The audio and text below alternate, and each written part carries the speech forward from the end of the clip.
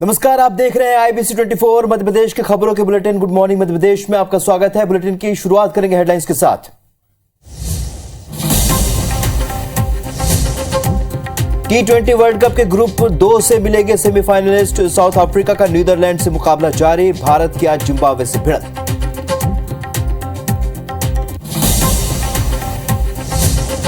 दिग्गजों का चुनावी दौरा जारी। पीएम मोदी गुजरात के वलसाड़ में सभा को करेंगे संबोधित। हिमाचल प्रदेश के दौरे पर है सीएम भूपेश।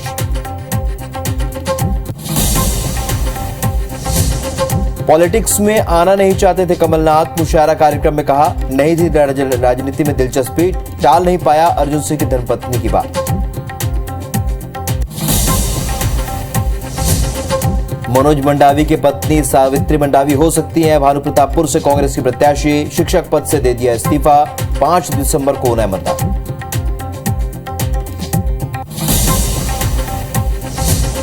भोपाल से कुख्यात अपराधी अमन सरदार गिरफ्तार। इंदौर भोपाल में रेप हत्या समेत 15 से ज्यादा केस दर्ज। पुलिस ने निकाला जुलूस।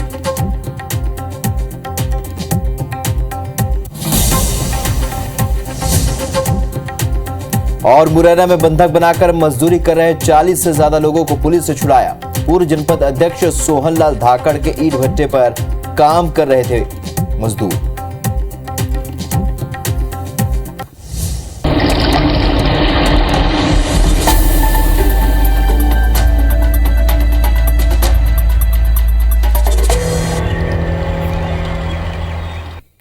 चलिए तो बुलेटिन की शुरुआत करेंगे मुरैना से मिल रही बड़ी खबर से, जहां पर बदमाशों ने व्यापारी को गोली मार दी है। 6 से भी अधिक बदमाशों पर गोली मारने का आरोप लगा है। रात को दुकान बंद कर व्यापारी गांव जा रहा था और गंभीर हालत में व्यापारी को ग्वालियर रेफर किया गया। सिविल लाइन थाना इलाके की घटना है। बड़ी खबर आपको मुरैना से बता रहे हैं, जहां पर बदमाशों ने व्यापारी को गोली मार दी। 6 से भी अधिक बदमाश थे जिन पर यह आरोप लगा है गोली मारने का। व्यापारी रात को दुकान बंद करके जा रहा था। इसी दौरान हमलावरों ने हमला कर दिया। गंभीर हालत में व्यापारी को ग्वालियर रेफर किया गया है। सिविल लाइन थाना इलाके की घटना है। सत्येंद्र हमारे सहयोगी फोन लाइन पर जुड़ चुके हैं। सत्येंद्र, क्या जानकारी इस खबर को लेकर? बिल्कुल, ये जो पूरा मामला है वो सिविल लाइन थाना इलाके के देवरी हिंगोना गांव के पास का मामला है और ये व्यापारी मुरैना बैरियल चौराहे पर दुकान करता है यहाँ पे। हालांकि विवाद का कारण ये पता चल पाया है कि इन्होंने अपने कुछ दोस्तों के साथ एक जमीन खरीदी थी जिसकी पंचायत हुई थी और पंचायत की बात जब ये नहीं निपटी थी तो ये जो व्यापारी है इसने इन आरोपियों के खिलाफ मामला दर्ज कराया था सिविल लाइन थाना इलाके में। और उसके बाद अगर देखा जाए तो ये जब दुकान बंद करके घर के लिए जा रहा था तो वो लोग घाक लगाए बैठे हुए थे, जिस पर उन्होंने फायरिंग की, जिसमें उसको गोली लगने से जिला अस्पताल मुरैना लाया गया। वहां से गंभीर हालत में ग्वालियर रेफर किया गया, जिसकी सूचना पुलिस को दी गई, लेकिन पुलिस काफी लेट वहां मौके पर पहुंची। नहीं तो शायद है कि आरोपियों की गिरफ्तारी भी हो सकती थी और जो व्यापारी है उससे पूछताछ भी पुलिस कर सकती थी, तो सारी हकीकत भी स्पष्ट हो जाती थी। लेकिन कहीं ना कहीं देखने में आया है कि पुलिस का जो ढील रवैया रहा था इस पूरे प्रकरण को लेकर, लेकिन अब व्यापारी को ग्वालियर रेफर किया गया है जहाँ पर उसका इलाज चल रहा है। अब हालांकि उसकी स्थिति ठीक बताई जा रही है। जी चलिए सत्येंद्र, इस जानकारी के लिए बहुत शुक्रिया आपका।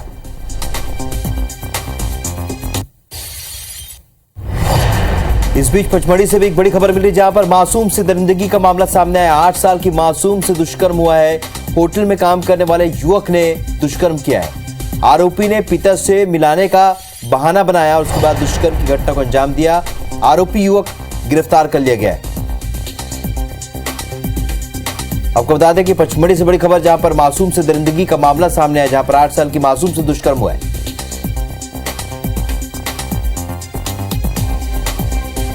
तो होटल में काम करने वाले युवक ने दुष्कर्म किया।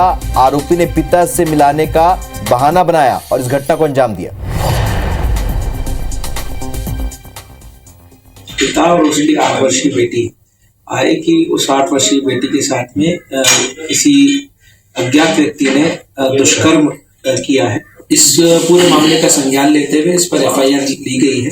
इसी कारण धारा 376, क्योंकि लड़की 12 साल से कम उम्र की, इसलिए धारा 376 ए बी, और अभी पुलिस इन्वेस्टिगेशन कर रही है। चलिए तो हमारे सहयोगी किरत इस खबर पर हमारे साथ लाइव जुड़ रहे हैं। किरत, जिस तरीके से पूरी घटना सामने आई है, क्या कुछ कार्रवाई आगे करेगी, क्योंकि नाबालिग से दुष्कर्म का ये पूरा मामला है? देखिए, एक नाबालिग बेटी है, 8 साल के आसपास उसकी उम्र है। अपने पिता के साथ वो दुकान पे काम किया करती थी। छोटी सी दुकान फुटपाथ पे वो लगाते थे। तभी आरोपी ने उसे अपने पिता से मिलाने का बहाना करके पहला पुतला के अपने साथ ले गया और उसके साथ दुष्कर्म किया है। घिनौनी वारदात इस तरह की है।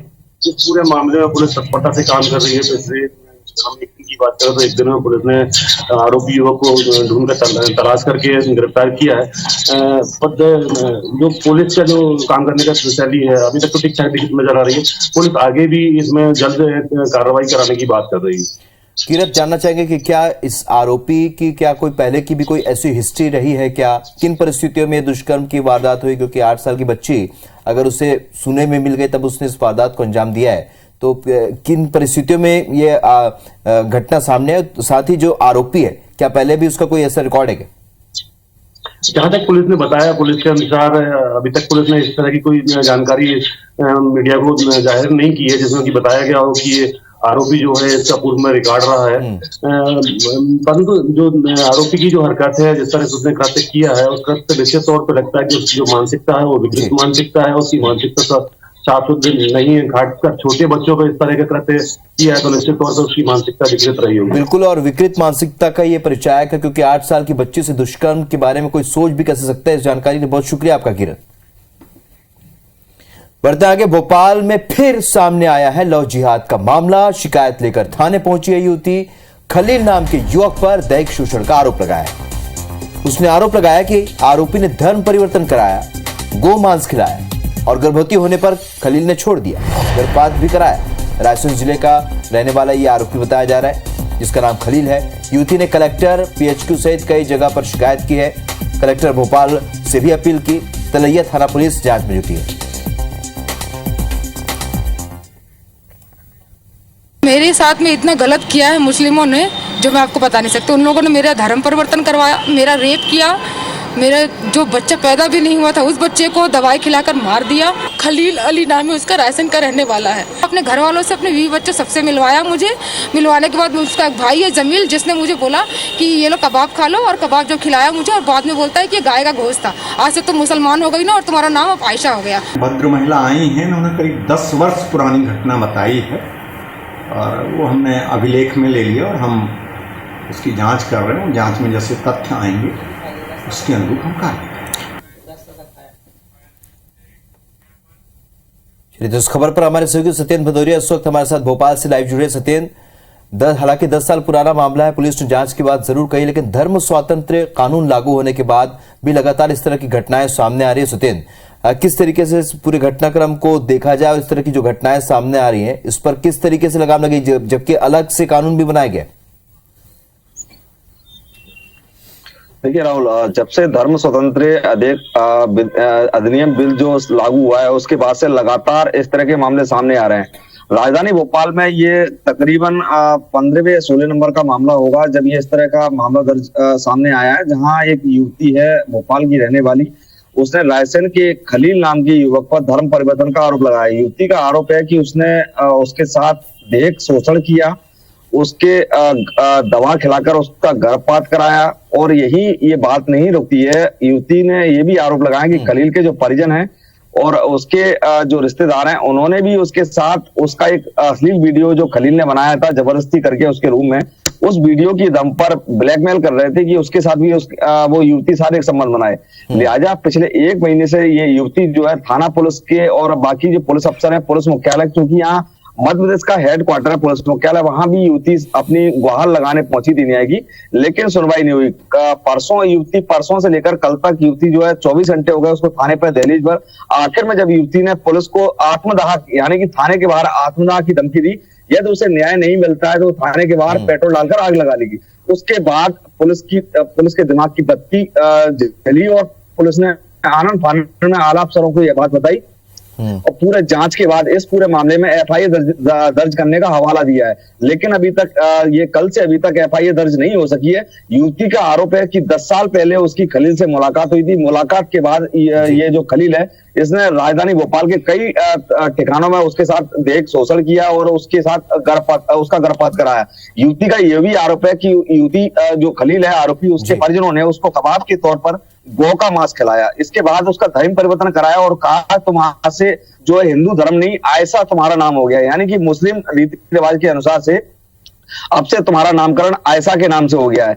लिहाजा इस तरह के कई जो है आरोप लगाए। इधर एसीपी जो नागेंद्र पटेरिया है उनका कहना है कि ये मामला 10 साल पुराना है और युवती के साथ कहां पर उसके साथ रेप किया गया है और ये घटना को कहां अंजाम दिया गया है, इस बात की तथ्यों की जानकारी जुटाई जा रही है। उसके बाद ही 10 साल पुराना ये मामला है, इस वजह से जांच की जो दिशा होगी कुछ पुलिस अपने हिसाब से तय करेगी, लेकिन कुल मिलाकर इसमें ब्लैकमेलिंग भी होती रही, बड़ी बात है, और इस पर तमाम बिंदुओं पर कार्रवाई भी होगी, ये उम्मीद कर सकते हैं। सत्येंद्र, इस जानकारी के लिए बहुत शुक्रिया आपका।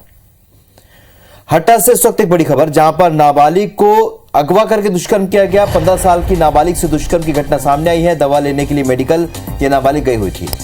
एक आरोपी को पुलिस ने पकड़ लिया है, अन्य 6 आरोपी की तलाश जारी है। कुम्हारी थाना पुलिस जांच में जुटी। नरेश हमारे सहयोगी फोन लाइन पर जुड़ चुके हैं। नरेश, क्या जानकारी, क्या कुछ कार्रवाई हुई है? ये कुमारी थाना क्षेत्र का मामला है, जहां एक 15 वर्षीय नाबालिग के अपहरण कर उसके साथ दुष्कर्म की वारदात का घटनाक्रम सामने आया है। देर रात पीड़िता को मेडिकल परीक्षण के लिए जिला अस्पताल दमोह भी लाया गया है। बताया जा रहा है पीड़िता जो है एक मेडिकल स्टोर पर दवा लेने गई हुई थी, तभी आरोपी द्वारा अपहरण कर घटना को अंजाम दिया गया है।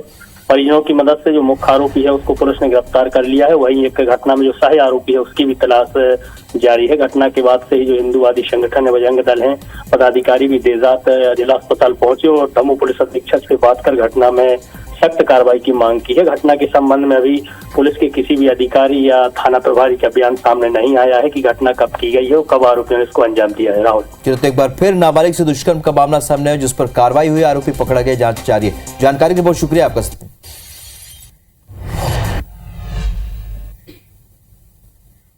बढ़ते आगे, हिंदुओं के कमजोर होने से देश के कमजोर होने और धर्मांतरित हिंदुओं की घर वापसी के प्रयास तेज करने वाले वीएचपी के नेता राजेंद्र तिवारी के बयान पर कांग्रेस के राज्यसभा सांसद विवेक तन्खा ने पलटवार किया।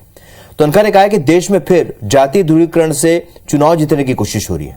तन्खा ने कहा कि लोगों को बांटने से नहीं, जोड़ने से देश में मजबूती आएगी, और राहुल गांधी इसी मकसद से भारत जोड़ो यात्रा निकाल रहे हैं। खंडवा में भारत जोड़ो यात्रा की बैठक लेने आए पूर्व मंत्री सज्जन सिंह वर्मा ने एक बार फिर से भारतीय जनता पार्टी पर निशाना साधा है। उन्होंने कहा कि राहुल गांधी की भारत जोड़ो यात्रा से भारतीय जनता पार्टी इतनी डरी हुई है, इतनी भयभीत है कि वो छोटे छोटे बिच्छुओं को आगे कर रही है, लेकिन इन बिच्छुओं में अब जहर नहीं है। राहुल गांधी भारत जोड़ो पदयात्रा कर रहे हैं।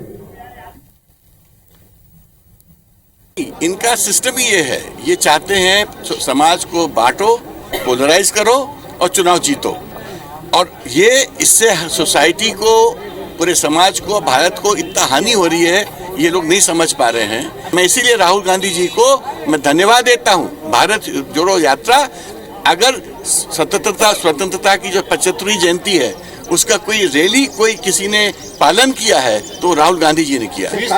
एक सगुफा भाजपा बनाती है, डरी हुई है भाजपा राहुल गांधी की भारत जोड़ो यात्रा से, इतनी भयाक्रांत है, इतनी डरी हुई है कि मैंने तो कहा था छोटे छोटे बिच्छू भी अब डंग मारने की कोशिश कर रहे हैं, पर उनके डंग में जहर रहा नहीं।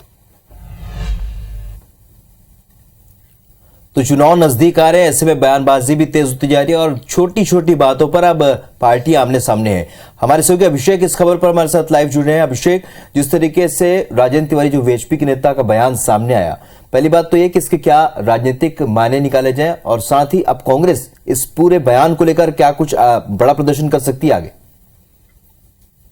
हाँ, देखिए राहुल, जिस तरीके से मध्य प्रदेश के चुनाव 1 साल से भी कम वक्त बचा है, अगले साल मध्य प्रदेश के विधानसभा के चुनाव होने हैं, ऐसे में जो राजनीतिक दल हैं वह अपनी बयानबाजी से कहीं ना कहीं वोटों को केंद्रित करने की कोशिश कर रहे हैं। बीएचपी नेता राजेंद्र तिवारी ने जिस तरीके से कहा है कि हिंदुओं के कमजोर होने से देश कमजोर हुआ है, जो धर्म बदल चुके हिंदू होने उनकी घर वापसी कराना है, तो कहीं ना कहीं बीएचपी के जो नेता है हिंदू संगठनों को साथ लेकर हिंदुओं को केंद्रित कर रहे हैं। और इसके उलट अगर हम देखें तो चाहे भारतीय जनता पार्टी हो या कांग्रेस हो, वह आदिवासी और दलितों को फोकस कर रही है, तो कहीं ना कहीं राजनीति में जो है वोटों को लेकर जो है ध्रुवीकरण की सियासत जारी है। लगभग 1 साल का वक्त बचा है मध्य प्रदेश के विधानसभा चुनाव में, और इसी बीच जो है 20 नवंबर को मध्य प्रदेश में राहुल गांधी की भारत जोड़ो यात्रा भी प्रवेश कर रही है। तो कहीं ना कहीं दोनों दल जो है अपने को सुपीरियर बताने की कोशिश कर रहे हैं। इसी उसमें पलटवार करते हुए राज्यसभा सांसद विवेक तन्खा ने राजेंद्र तिवारी से कहा है कि जो वह जो है वोटों के ध्रुवीकरण की बात कर रहे हैं, हिंदुओं के कमजोर होने की बात जो कह रहे हैं कि हिंदुओं के कमजोर होने से देश कमजोर हुआ है। इससे भारत जो है विश्व में हंसी का पात्र बना है, मजाक भारत को उड़ाया जा रहा है। इस तरह की बयानबाजी नहीं करनी चाहिए। और जो राहुल गांधी का जो मकसद, जिस मकसद से उन्होंने यात्रा शुरू की है, उसी मकसद को लेकर यात्रा उनकी लगातार बढ़ रही है। और आगामी 20 नवंबर को मध्य प्रदेश में जो यात्रा है, इसी मकसद के तहत प्रवेश करने जा रही है कि राहुल गांधी भारत में लोगों को जोड़ने निकले हैं, लेकिन बीजेपी है या उसके अनुवांशिक संगठन है जो वो लोगों को बांटने के काम कर रहे हैं। तो कहीं ना कहीं जो जुबानी जंग है, साथ बिक चुकी है अभिषेक, और दोनों ही पार्टी अपने अपने तरीके से चाल चल रही है। जिस तरीके से भारत जोड़ो यात्रा पर राहुल गांधी निकले, दूसरी ओर जाति को लेकर भी एक बार फिर से राजनीति करवाने लगी है, ये भी देखना होगा। इस जानकारी के लिए बहुत शुक्रिया अभिषेक आपका। सिवनी से इस वक्त एक बड़ी खबर, जहां पर भाजयुमो का प्रशिक्षण वर्ग का आज दूसरा दिन है और 2 दिवसीय प्रशिक्षण वर्ग का आज ये दूसरा दिन है। और आज बीजेपी के वरिष्ठ नेता टिप्स देंगे। करीब 250 पदाधिकारी प्रशिक्षण वर्ग में शामिल हुए हैं। प्रदेश पदाधिकारी, प्रदेश कार्य समिति के सदस्य भी इसमें मौजूद हैं।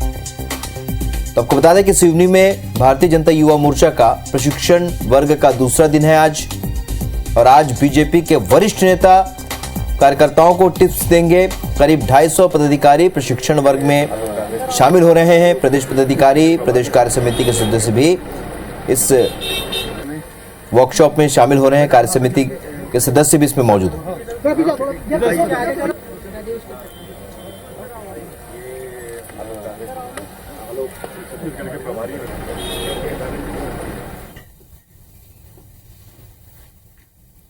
राजधानी भोपाल में मध्य प्रदेश के पूर्व मुख्यमंत्री अर्जुन सिंह की जयंती पर आयोजित अखिल भारतीय मुशायरा और कवि सम्मेलन कार्यक्रम में पीसीसी चीफ कमलनाथ ने अपने दिल की बात कह डाली।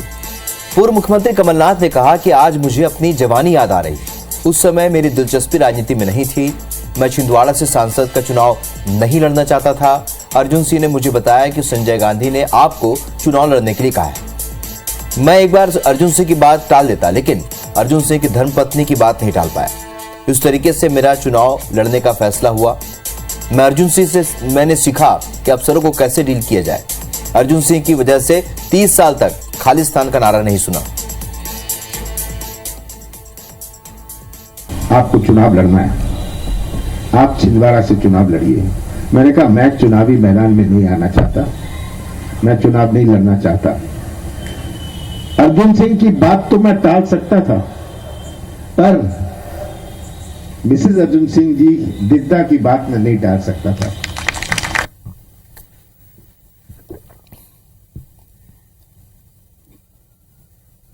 रुक करेंगे श्योपुर से मिल रही एक अहम खबर का, जहां पर कूनो राष्ट्रीय उद्यान में छोड़े गए 2 नर चीते, जहां गेट नंबर 4 से बड़े बाड़े में इन्हें छोड़ा गया। तो नामीबिया से मध्य प्रदेश ये 8 चीते लाए गए और इनमें 2 को आज छोड़ा गया। बता दें कि चीतों की टास्क फोर्स के सदस्यों ने निर्णय लिया कि चीतों को अधिक दिन कैद करके रखना ठीक नहीं है, इसलिए 2 चीते छोड़ दिए गए हैं।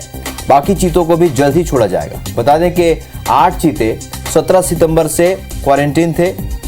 इन्हें लगभग 1.5 महीने बीतने के बाद भी बड़े बाड़े में नहीं छोड़ा गया था, लेकिन अब 2 नर चीतों को बाड़े में छोड़ा गया है। ये चीते 50 दिन के बाद अब अपना शिकार करेंगे।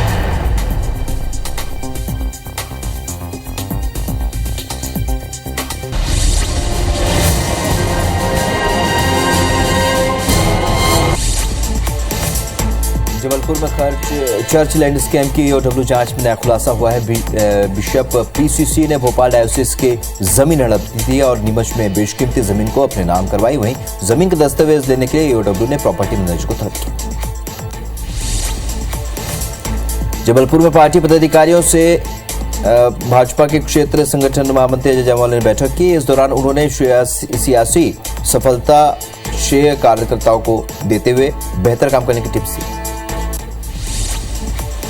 सागर में सिरेरा युवक की चप्पल से पिटाई कर दी गई। पीटते पीटते महिलाएं आरोपी को थाने लेकर गई। इंदौर में कार में युवती के साथ जबरदस्ती की गई, जिसका वीडियो सोशल मीडिया में वायरल हो रहा है। युवक कार में हाथ पकड़कर युवती को कार से खींचने का प्रयास कर रहा है। इंदौर में वायरल वीडियो को लेकर पुलिस ने युवती को तलब किया, जहां पर युवती ने इसे पुराना वीडियो बताते हुए मीडिया से बात करने से मना कर दिया। इंदौर में पेशी के दौरान लड़की ने थप्पड़ मार दिया, साथ ही मीडिया से बदतमीजी की। पूरा घटना का वीडियो सोशल मीडिया में वायरल हो रहा है। उज्जैन के मिशनरी स्कूल में नाबालिग बच्चियों के साथ छेड़छाड़ का मामला सामने आया। परिजनों ने शिक्षक पर बच्चियों से छेड़छाड़ का आरोप लगाया। सिंगरौली में शिक्षक के मंदिर में शराबी शिक्षक का वीडियो सोशल मीडिया में वायरल हो रहा है। वीडियो करसूला राजा मलगा स्कूल का बताया जा रहा है। कटनी के क्रेशर खदान के मैनेजर से मारपीट की गई, जिसका वीडियो सोशल मीडिया में वायरल हो रहा है। बताया जा रहा है कि दूसरे क्रेशर प्लांट के लोग पत्थर निकाले थे, मना करने पर मैनेजर से मारपीट की गई। ग्वालियर में बिजली कंपनी के संविदा और आउटसोर्स कर्मचारियों ने प्रदर्शन किया। 12 सूत्री मांगों को लेकर कर्मचारियों ने ऊर्जा मंत्री प्रद्युम्न सिंह तोमर के बंगले तक का रैली निकाली। हरदा जिले में खाद की किल्लत को लेकर कांग्रेस ने प्रदर्शन किया। प्रदर्शनकारियों ने सरकारी समिति के बैंक के सामने जमकर नारेबाजी की।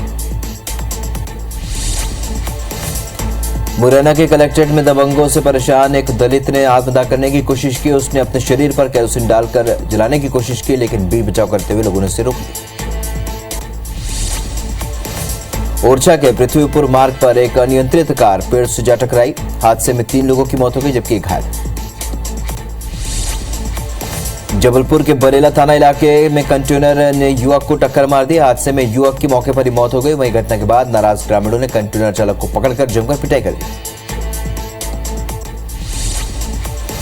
इंदौर में कार और निजी स्कूल बस के बीच भिड़ंत हो गई। हादसे में 2 बच्चों समेत पार्षद के बेटे को गंभीर चोट आई। घायलों को इलाज के लिए अस्पताल भर्ती कराया। चलिए तो इस बुलेटिन में फिलहाल इतने, लेकिन ताजा अपडेट के लिए आप बने रहिए IBC 24 के साथ और आगे देखिए सितारे हमारे। नमस्कार।